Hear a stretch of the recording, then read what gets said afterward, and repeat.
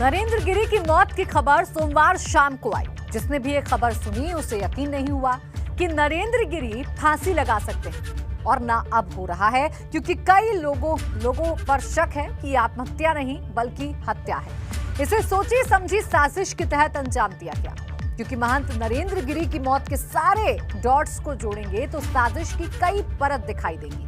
और अब इसकी जांच एसआईटी को सौंपी है, जो बागंबरी मठ के अंदर हुई इस खौफनाक साजिश का सच पता लगाएगी।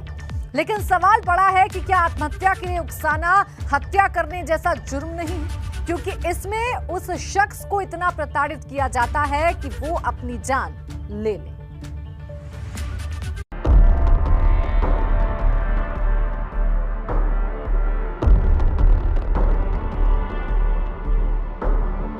विश्वास नहीं होता है कि आत्महत्या कर भी सकते हैं। इसमें सरकार को सीबीआई जांच करानी चाहिए। आचार्य नरेंद्र गिरी सिर्फ एक नाम नहीं है, बल्कि जीती जागती दुनिया थे,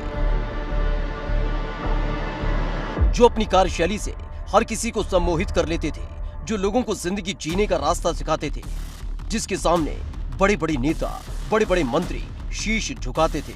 ऐसा शख्स आत्महत्या कर लेगा, किसी को यकीन नहीं हो रहा है। हर कोई ये कह रहा है कि महंत नरेंद्र गिरी बेहद मजबूत इरादे वाले शख्सियत थे।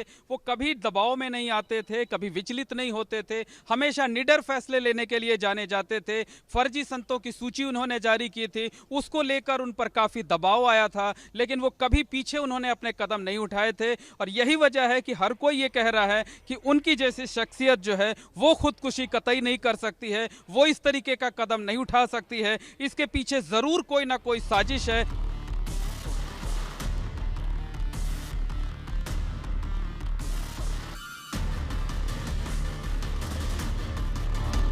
कि ये मांग सही है, क्योंकि इसमें बहुत संदेह प्रकट हो रहा है कि इस तरह का एक व्यक्तित्व अचानक आत्महत्या के लिए अपने को प्रेरित करे, ये बात कहीं गले के नीचे से नहीं उतरती है। एक बड़ा सवाल इस बात का भी है, जिस शख्स की पहचान मौजूदा मुख्यमंत्री से लेकर पूर्व मुख्यमंत्री तक से हो, क्या वो किसी के दबाव में आकर खुदकुशी जैसे कदम उठा सकता है?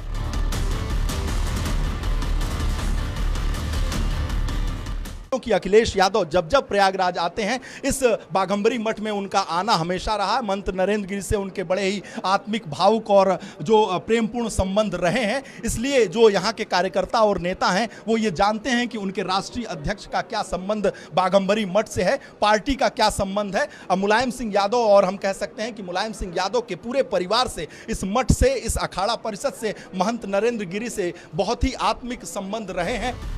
नरेंद्र गिरी जिंदगी को लेकर कितने पॉजिटिव थे, ये कोरोना काल में उन्होंने कोरोना को मात देकर दिखाया।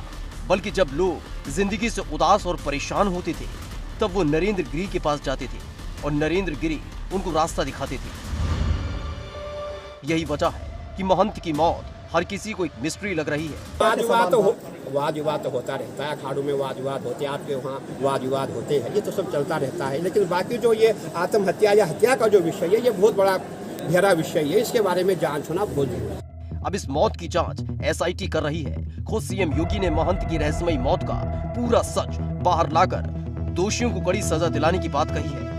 एक एक घटना का पर्दाफाश होगा और दोषी अवश्य सजा पाएगा।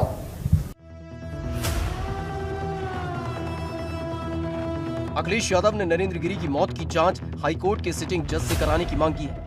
अखाड़ा परिषद के और उनसे सभी जुड़े हुए लोग जो प्रेम करते थे महंत नरेंद्र गिरी से, वो चाहते हैं कि सत्य सामने आए, सच्चाई सामने आए।